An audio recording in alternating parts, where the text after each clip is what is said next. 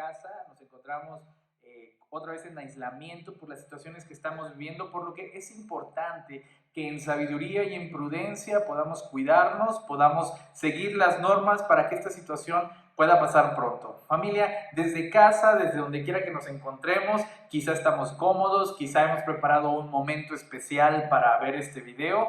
Como sea, yo creo que Dios estará obrando en tu corazón y en el de todos los que estamos escuchando esta reflexión para que podamos pasar un tiempo de paz, para poder dedicar un momento a Dios, para poder reflexionar, para poder pensar cómo podemos ser mejores personas, qué cosas de las que hacemos podemos cambiar, cuáles debemos mantener, cuáles podemos mejorar. Quiero invitarte ahí donde estás a que hagamos una oración y que permitamos que este momento llegue a nuestro corazón. Recordemos, Dios habla, Dios siempre está diciéndonos algo, pero a veces somos nosotros los que no escuchamos. Oremos y dediquemos este momento a Dios. Padre, te damos muchas gracias por este día y gracias, Señor, porque tú estás en medio de nosotros. Te pido, Padre, que tú toques los corazones y que lo que hoy vayamos a platicar sea para bien, para reflexionar, para encontrarnos contigo, para cambiar nuestra forma de pensar, para mejorarla, para modificarla, para hacer una introspección a nuestra vida, Señor, y en medio de todo ese proceso, encontrarnos contigo. Pongo en tus manos este momento, Señor, en el nombre de Jesús. Amén. Escuchemos la siguiente alabanza, familia, y pongamos nuestro corazón en manos de Dios. Amén.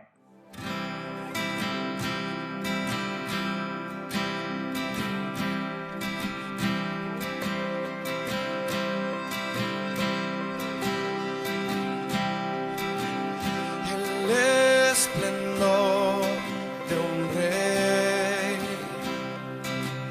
vestido en majestad, la tierra alegre está, la tierra alegre está, cubierto está de luz, venció la oscuridad y tiembla a su voz, tiembla a su voz. Cuán grande es Dios, cántale cuán grande es Dios, y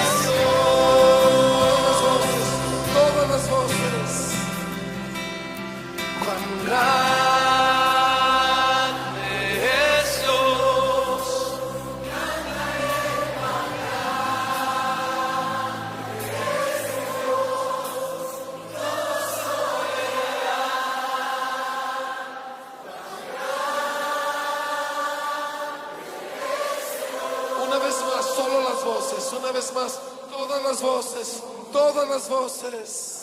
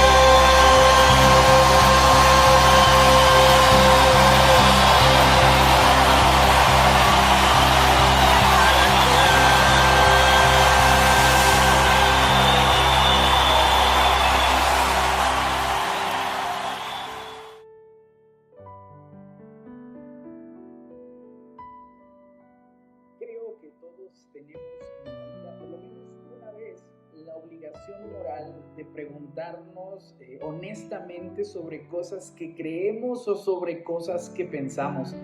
Hoy vamos a hablar sobre un cristianismo honesto, y es que la honestidad parte en el momento en el que nosotros nos cuestionamos sobre ciertas cosas, sobre ciertas actitudes, sobre ciertas creencias, ciertos ideales, ciertas cosas que nosotros damos por hecho y de repente las cuestionamos para evaluar si son ciertas. La honestidad comienza entonces cuando nosotros le ponemos una pausa a todo lo que creemos, la reflexionamos, vemos si estamos de acuerdo y la volvemos a formular a partir de las nuevas experiencias que hemos tenido. Ser honesto entonces no implica una actitud, no implica solamente un evento, no implica ser, económicamente honestos como normalmente se ve el concepto, sino es un concepto cultural. La honestidad es la capacidad que los seres humanos tenemos de valorar si lo que estamos haciendo va por el camino correcto o hay algo que nosotros podamos cambiar. ¿Qué sería un cristianismo honesto si justamente el concepto de fe muchas veces tiene que ver con no dudar, con no cuestionar algunas cosas? Pues bien, Lo que quiero decir hoy es que la fe, justamente, para ser honesta, necesita cuestionarse, necesita ver qué tan seguro se está de alguna idea o de otra. De lo contrario, esta fe se convierte en una fe fanática, o sea, es una fe irracional, una fe que no se piensa, y eso es algo que aún hoy el cristianismo adolece, porque aún hay mucha gente que no es capaz de cuestionar sus ideales, no es capaz de cuestionar sus doctrinas, no es capaz de cuestionar sus verdades, y eso provoca conflicto, provoca choque, porque cuando una persona no cuestiona algo, no es honesta, y al no ser honesta es capaz de ir hasta las últimas consecuencias con tal de mantener su verdad. Eso ha destruido iglesias, ha destruido familias, pero sobre todo ha destruido a esas personas que están dispuestas a llegar a cualquier conclusión, a cualquier circunstancia con tal de mantenerse en ese ideal. Un cristianismo honesto es bueno. Un cristianismo honesto es sano. Un cristianismo honesto es difícil porque uno tiene que estar replanteándose constantemente algunas cosas. Y es cierto que de repente hay huecos. No quiere decir que cuando tú te preguntas algo o reflexionas sobre algo, inmediatamente encuentras la respuesta. Hay veces que pasan días, hay veces que pasan semanas, meses, hay veces que pasan años sin que encuentres algo que poner en esa verdad que antes tenías y que ahora no lo tienes del todo claro.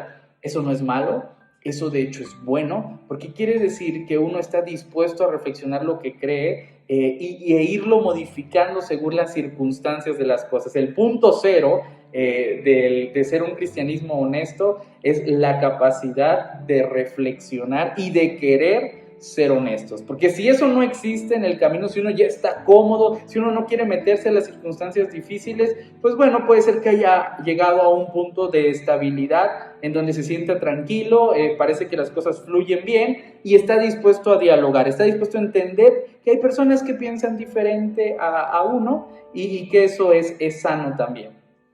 Sin embargo, es bonito en la vida, conforme uno va avanzando, darse cuenta que hay cosas que uno ha ido cambiando. El cristianismo en el que yo creía ha sido muy diferente, y quiero decírtelo porque lo he notado en estos últimos meses cuando he visto algunas de las predicaciones que hice hace años. Están grabadas, ¿no? Ni cómo huir de ellas, ya están ahí grabadas, y hay cosas que hoy las veo y digo, me cuesta creer hoy en eso que dije hace 6 años, ¿no? En eso que dije hace 5 años, no porque esté mal, sino sencillamente porque hoy veo ese cristianismo o esa doctrina o esa idea de una manera diferente. La veo quizá de una manera más compleja, quizá la veo desde otra perspectiva, pero he llegado a pensar que algunas cosas que dije no las volvería a decir.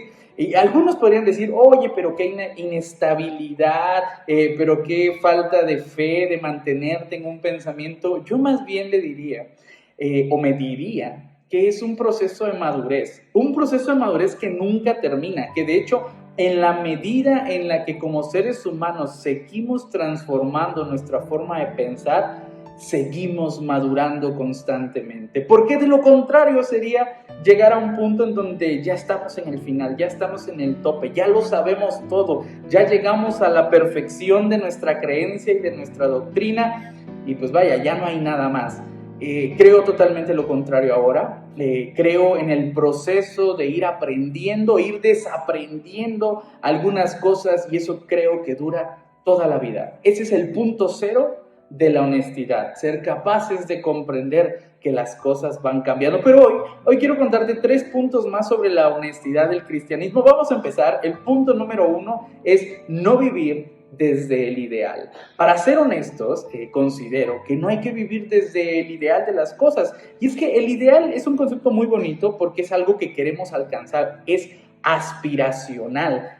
Todos aspiramos hacia ese punto y muchas veces nos motiva a seguir adelante, nos motiva a seguir creyendo, nos motiva a seguir mejorando. Ese aspirar a algo nos da energía para seguir adelante, pero es que también tiene su lado oscuro, y es que el ideal llega a ser cruel con la realidad, porque uno suele comparar el ideal con la realidad y llega a darse cuenta que la realidad está muy por debajo de los ideales que nos hemos estandarizado. El cristianismo tiende a idealizar las cosas y ese es un punto deshonesto, porque iguala a las personas con personajes que están, idealizados o con sentimientos o con poderes que están fuera de lo cotidiano, y eso deja en desventaja a las personas que están en la realidad. Entonces,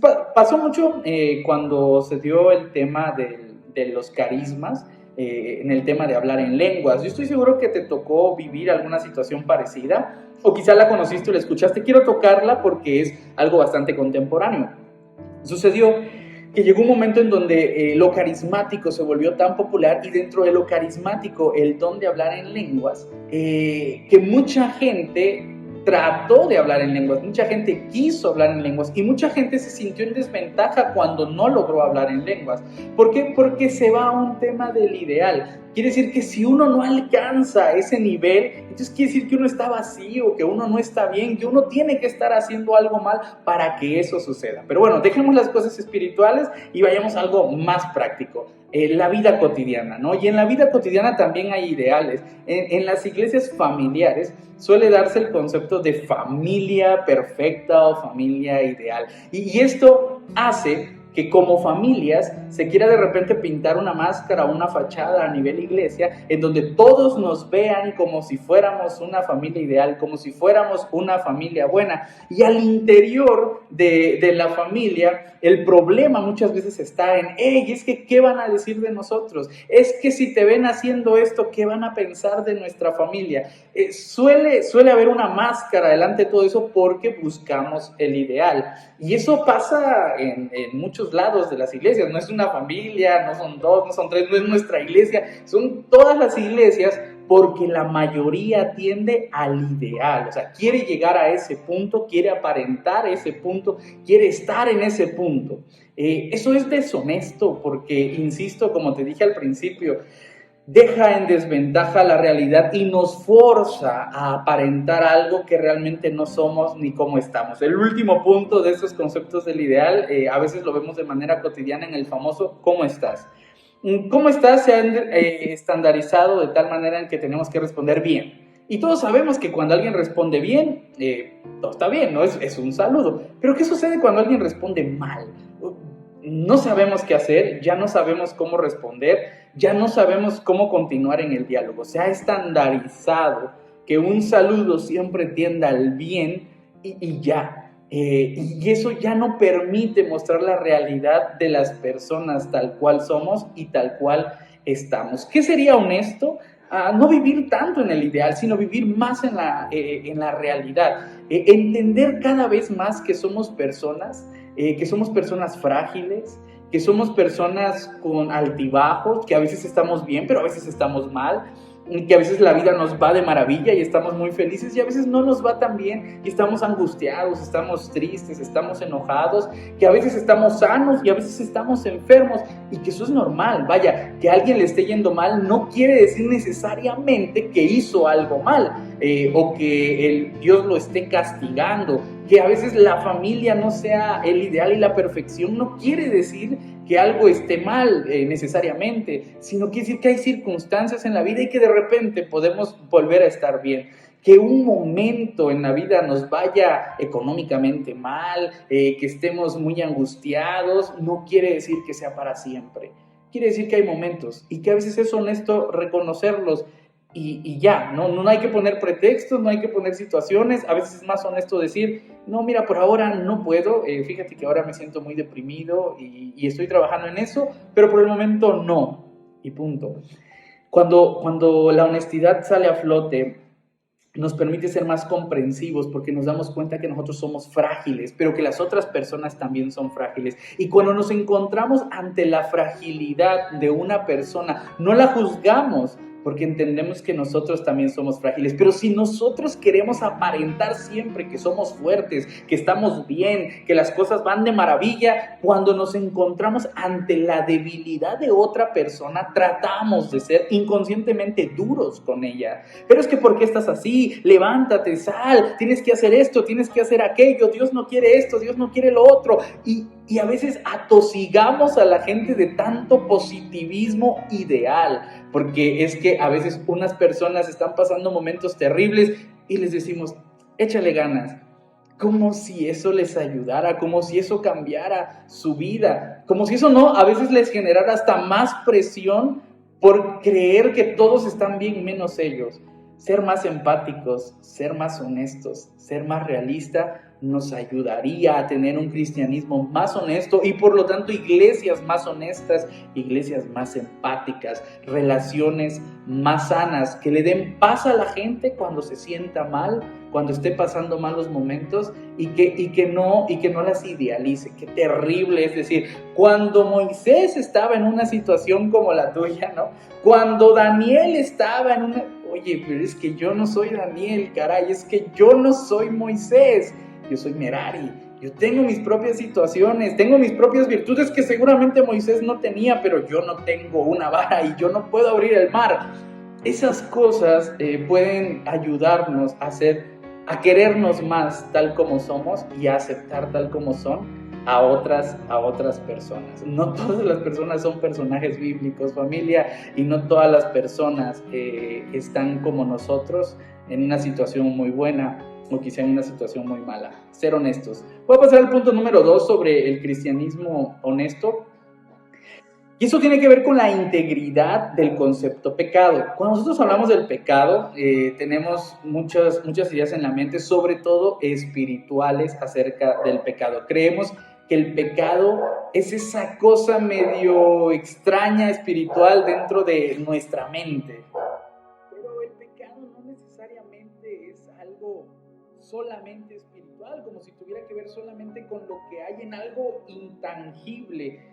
El pecado es un concepto integral y cuando nosotros aprendemos a ver el pecado como un concepto integral, o sea, que afecta a cada área de nuestra vida y que está conformado por muchas áreas de nuestra vida, entonces podemos encontrar una manera de tratar con el pecado. Conclusión, el pecado no se soluciona con una oración. No se soluciona con Dios tocando tu corazón y ¡pum! Mágicamente todo cambió. Vamos a verlo de cierta manera estructural. El pecado, para que se pueda ejercer, por ejemplo, robar, ¿no? Conlleva muchas situaciones anteriores y muchos conceptos que se van formando para que lleguemos a una conclusión.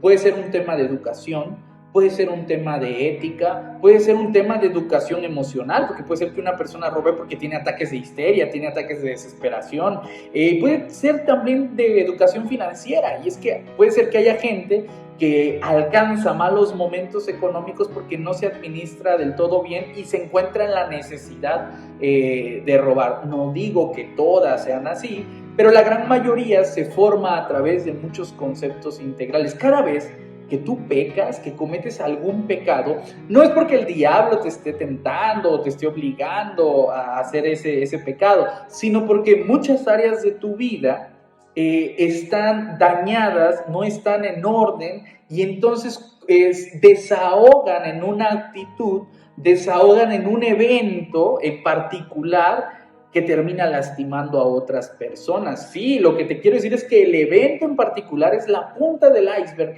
de todos los problemas que nosotros venimos cargando y a eso nosotros le llamamos pecado, ¿no? De repente dicen, mentir es pecado. Bueno, mentir es pecado porque termina siendo el acto que daña y que lastima a nosotros o a otras personas, pero detrás de la mentira hay una serie de conceptos de nuestra vida que se unen para crear ese acontecimiento, ese evento. ¿Qué es ese pecado? Entonces, cuando lo vemos de manera integral, es un tema de educación, o sea, un tema de conocimiento, familia. La ignorancia en temas de conocimiento nos lleva a hacer cosas equivocadas, nos lleva a aterrizar en daños a otras personas. El conocimiento es valioso, es importante, y cuando no lo tenemos solemos dañar a las personas. No quiero poner más ejemplos sobre el tema del conocimiento porque de repente alguna cosa podría ofender a alguien que diga, es que eso es verdad, es que eso es mentira, y vaya, son temas de conocimiento, ¿no? Pero vamos a algo más general, el tema de la ética. Las personas a veces generan ética, crean ética, se educan para tener ética, y hay unos que no les importa en lo más mínimo la ética. Nunca reflexionaron sobre algo, nunca pensaron sobre si era bueno o no, trataron de ir por la vida como pudieron y a donde llegaron.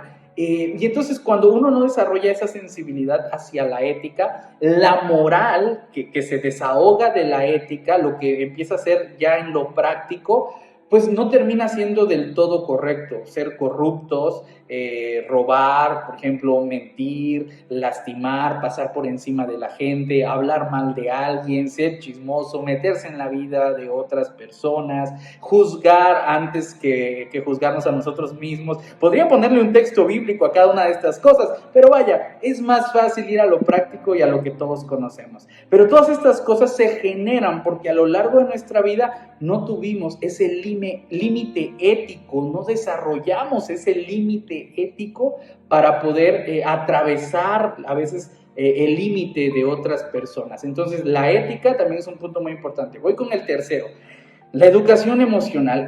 Hoy en día es muy valioso. Hace muchos años no era un tema que se viera, no era un tema que se platicara, pero la educación emocional hoy ha sido muy relevante. Hemos tenido avances muy grandes como sociedad a nivel educativo, emocional. A veces como personas no sabemos organizar nuestras emociones, no sabemos cuándo estamos enojados, cuándo estamos irritados, cuándo estamos frustrados, cuándo estamos tristes, y a todo le llamamos exactamente igual, ¿no? Cuando nosotros no sabemos dividir todas esas emociones, tampoco sabemos desahogarlas, sabemos sanarlas.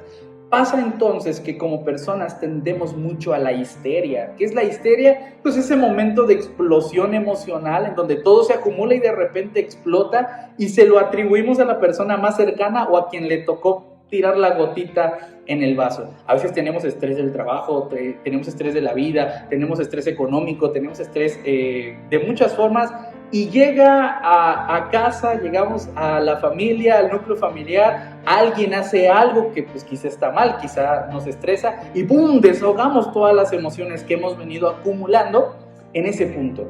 Como si esa persona se mereciera todo el enojo, se mereciera todo el estrés, y dañamos en ese proceder no inteligente cuando hablamos de las emociones. Por solo hablar de la histeria emocional, pero hay muchísimas emociones que a veces no sabemos administrar, que a veces nos cuestan, y que esas tienden a elaborar acciones que normalmente le conocemos como pecado. Y por último, la que te contaba hace un momento, la educación financiera.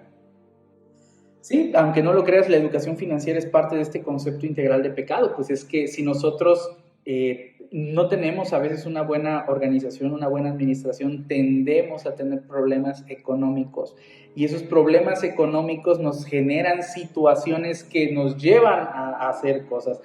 Familia, lo que quiero decir es que el pecado no es un evento espiritual, no es un evento del mundo trascendental, es un evento del mundo cotidiano, en donde todo lo que nos sucede tiene que ver para que desahogue en ciertas actitudes. Te invito en este momento a que tú pienses en 5 pecados, los más comunes que tú cometas. Vaya, hoy es momento de pensar en lo malo que hacemos. 5 pecados que tú cometas normalmente, pueden ser muy malos, pueden ser muy buenos, bueno, no muy buenos, pero no tan malos. Esos pecados como quizá mentir, robar, engañar, decir, agredir a las personas, no sé, tú piensa en 5 cosas que comúnmente hagas y ponte a pensar por qué llegan a suceder. O sea, ¿qué hay en tu vida, en todo tu contexto, en todas tus áreas que hacen que esos acontecimientos se lleven a cabo?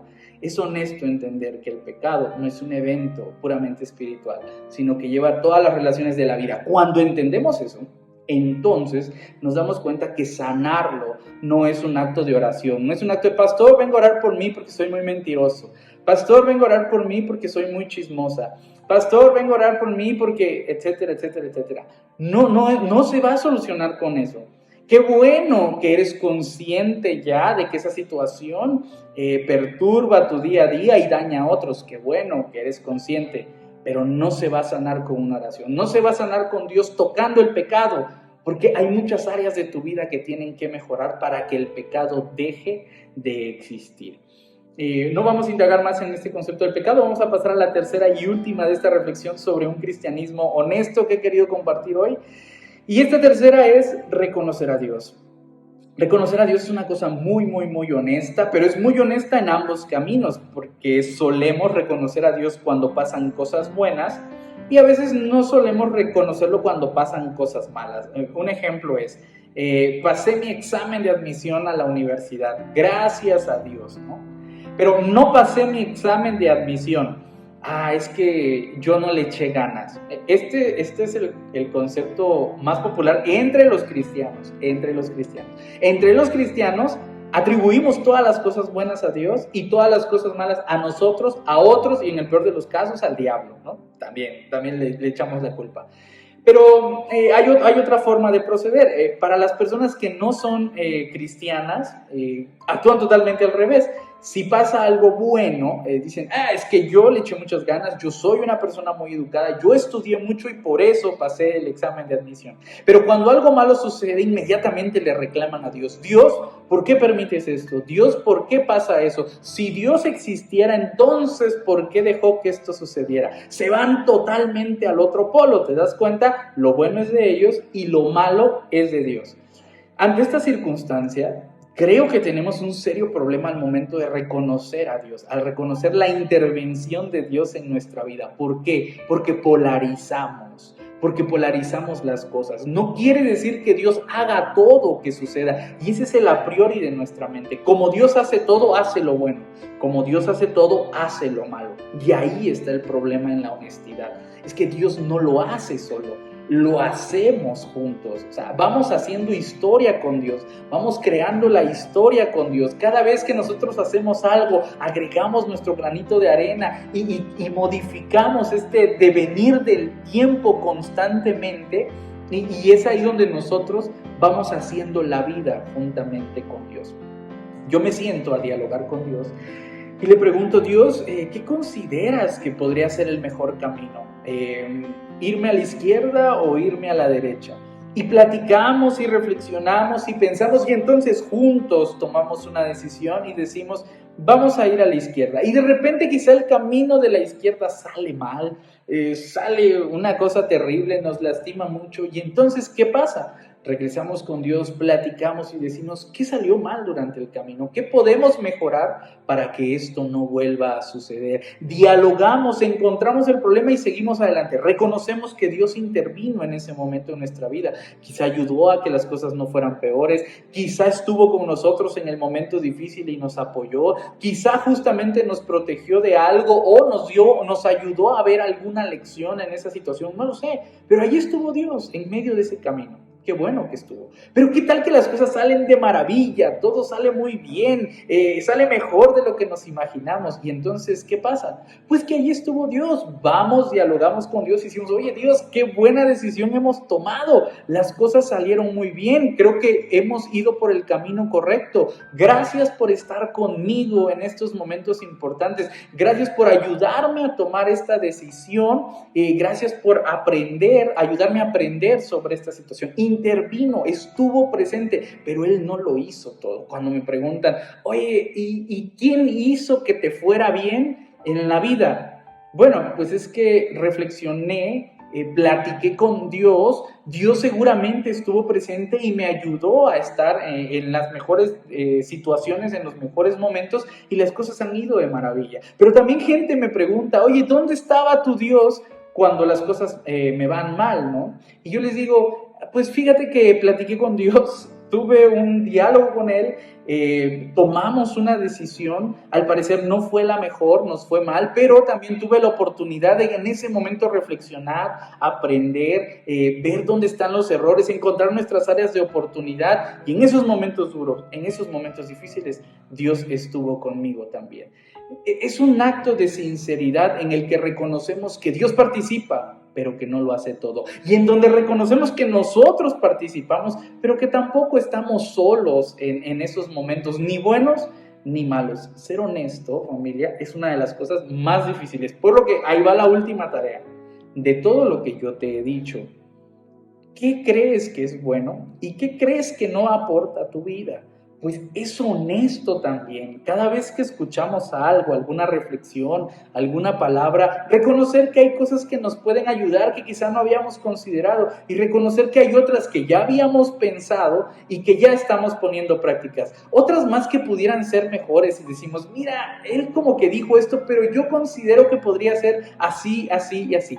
El simple proceso de reflexionar nos introduce al camino de la honestidad y eso, familia, eso es suficiente para empezar a vivir la vida de una manera más consciente.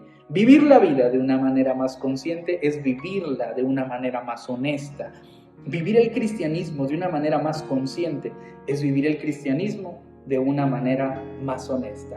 Cada vez que reflexionamos, cada vez que aprendemos a partir de la reflexión, nos volvemos más conscientes y por lo tanto nos volvemos más honestos. Familia, por un cristianismo honesto, por un cristianismo consciente, por un cristianismo que acepte la realidad de las personas y no solamente el ideal, por un cristianismo que vea el pecado como un concepto integral y no solamente como algo espiritual, por un cristianismo que refleje a Dios en cada momento de su vida, en los momentos buenos y en los momentos malos, pero que también seamos responsables de los momentos buenos y nos sintamos orgullosos de ellos, y de los momentos malos y sepamos que no estamos solos. Por ese cristianismo honesto es por el que yo predico, por el que yo hablo, por el que yo hoy hago este video, tratando de ser honesto simplemente y tratando de quizá contagiar un poquito de esa reflexión. Si de algo te ha servido, ve a platicar, ve a reflexionar, ve delante de Dios, platica con Él, encuéntrate nuevamente con Dios y que esta semana que iniciemos podamos iniciar sin cargas, sin presiones, sin ideales, queriéndonos, amándonos, conscientes, siendo honestos y sabiendo que Dios está en medio de nosotros. Familia, un fuerte abrazo, que Dios te bendiga y hasta el siguiente domingo. Hasta luego.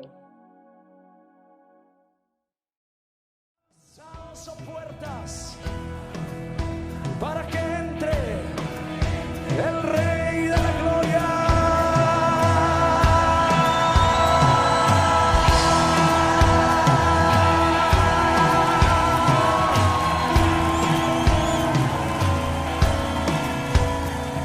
¿Quién es el Rey de Gloria? Me persigue con su amor. Me asombran sus palabras,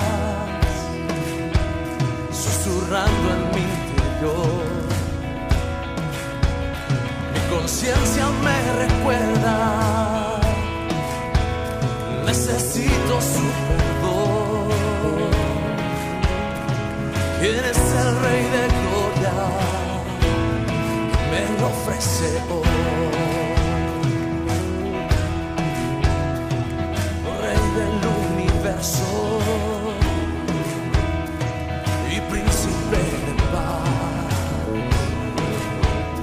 revelándome los cielos, los misterios que en él hay. Mi espíritu anhela de su gracia y su verdad. ¿Quién es el Rey de Gloria? Hijo de hombre, hijo de Dios. Su nombre es Cristo, Jesucristo, Dios poderoso.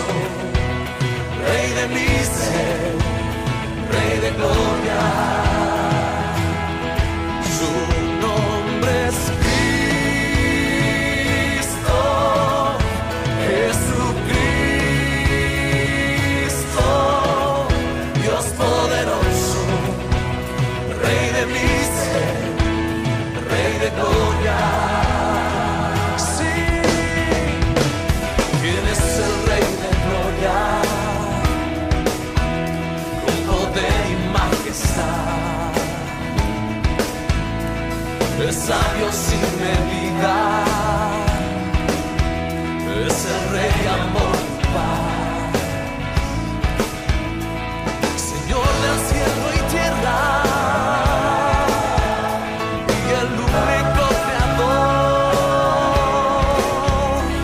Él es el Rey de gloria, Él es todo para mí. Su nombre es Cristo, Jesucristo, Dios poderoso, Rey de mi ser, Rey de gloria.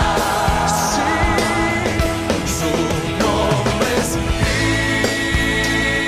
Cristo, Jesucristo, Dios poderoso, Rey de mi ser, Rey de gloria. ¿Quién es el Rey de gloria? ¿Quién es el Rey de gloria? Me persiguen con su amor, sí, me asombran sus palabras, susurrando en mi interior. Mi conciencia me recuerda, necesito su perdón. ¿Quién es el Rey de gloria que me ofrece hoy? Su nombre es Cristo, Jesucristo, Dios poderoso, Rey de mi ser, Rey de gloria. Su nombre es Cristo, Jesucristo, Dios poderoso, Rey de mi ser, Rey de gloria.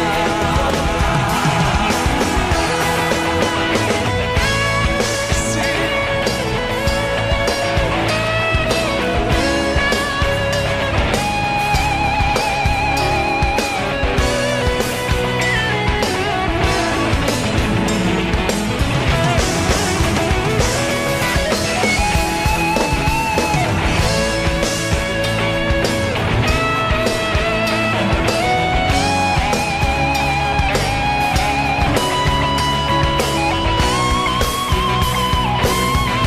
Su nombre es Cristo,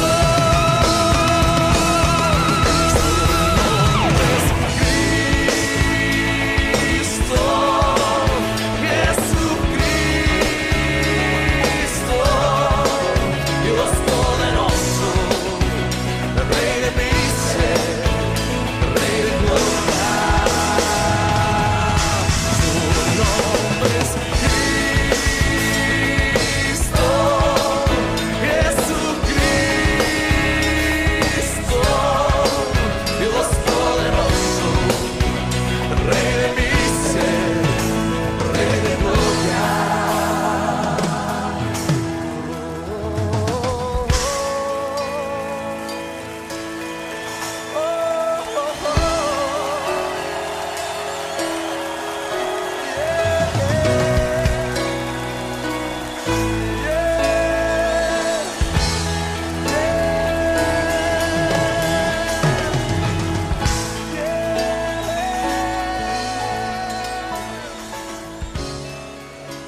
Gracias por estar con nosotros, gracias por acompañarnos el día de hoy. Por un cristianismo honesto, te mando un fuerte abrazo donde quiera que estés y te invito a reflexionar, a pensar en Dios, a pensar en la vida, a pensar en dónde podemos ser un poco más honestos, y que ahora que hagamos esta oración, tú puedas tener en tu corazón pensar en alguien a quien quizá le haya faltado honestidad de parte tuya. Quizá tú no has sido muy honesto con alguna persona, quizá quieras orar por esa persona el día de hoy, orar por ti para que quizá puedas ser más honesta con esa persona en cuanto a lo que sientes, en cuanto a lo que crees, en cuanto a cómo quizá le has dicho algunas cosas o no le has dicho algunas cosas y quizá deberías decírselas. Oremos pensando en esas personas, familia, y que este momento de cuarentena sea un momento para crecer, para reflexionar y para ser mejores personas. Oremos. Que el Señor te bendiga y te guarde. Que el Señor haga resplandecer su rostro sobre ti. Que el Señor tenga de ti misericordia y que ponga en ti paz. Amén. Que Dios te bendiga. Hasta luego.